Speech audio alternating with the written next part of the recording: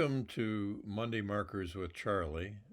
Today we're going to talk about the Arsenal explosion and the fortifications around Pittsburgh during the American Civil War.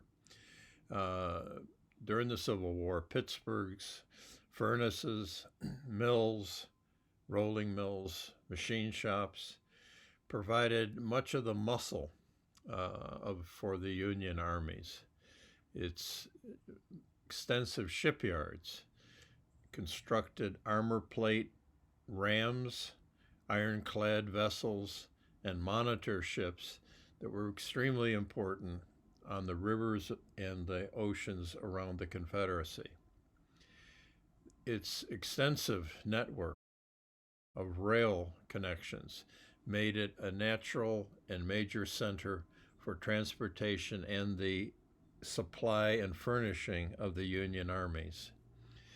While the Fort Pitt Foundry provided the Union artillery with its major guns and weapons, its artillery muscle, the Allegheny Arsenal nearby provided the Union Army really with its heart. The arsenal, with more than 1,000 employees, was the premier producer of shells and bullets and related gear that supplied the Union armies. While Union and Confederate armies were engaged in the bloodiest single-day battle in American history at Antietam in Maryland, an explosion ripped through the Allegheny Arsenal, killing 78 workers, mostly girls and young women, in the worst civilian accident in the Civil War. The explosion was probably the result of poor housekeeping and a new hard stone road that had been built up to the work sheds where the women worked that caused sparks from the horses' iron shoes while hauling wagons of gunpowder cartridges and shells. Workers had protested several times about safety concerns that they had with the arrangement, but had gone unheeded. Reporters who came to the site after the explosion were appalled by the carnage.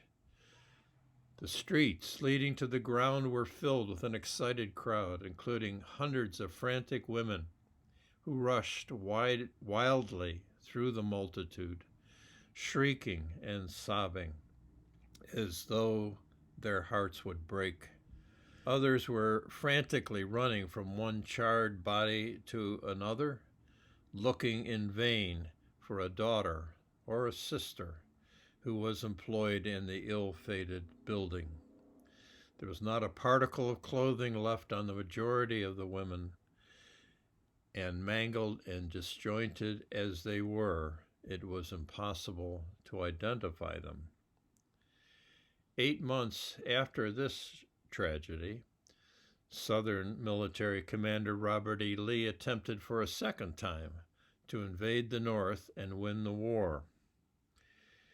As Confederate cavalry under Jeb Stuart spread panic in Pennsylvania in advance of Lee's invasion force into Pennsylvania, Pittsburgh organized to defend the arsenal of the Union.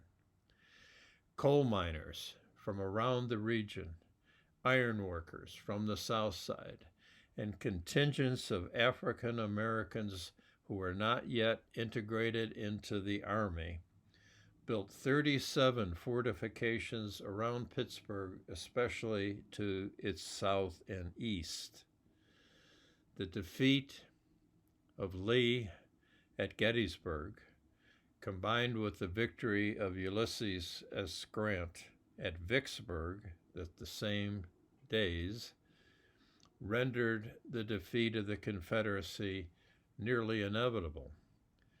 In addition, a very important addition, the Emancipation Proclamation on January 1st, 1863, that freed slaves in areas won by Union armies supplied both highly motivated black soldiers while bleeding off the slave labor base of the Confederacy's agriculture and military operations. In the fall of 1863, Abraham Lincoln called for a national day of Thanksgiving. The origins of our feast was not Pilgrims in Massachusetts. It was Abraham Lincoln in Thanksgiving for the victories of the Union armies, and he was specifically thankful for two things. First, the extension of freedom to millions of African American peoples, former slaves. In addition, in Thanksgiving, for the many tens of thousands of immigrants who came to this country and helped fill the workshops of the North, while hundreds of thousands of men were fighting to preserve the Union. The labor of women at the Allegheny Arsenal, plus black and white workers that dug the fortifications to defend our city of Pittsburgh, vividly demonstrate the muscle, sweat, and blood that supported and made possible the victories of Union armies on the field of battle that defeated the rebel Confederacy and put an end to chattel slavery.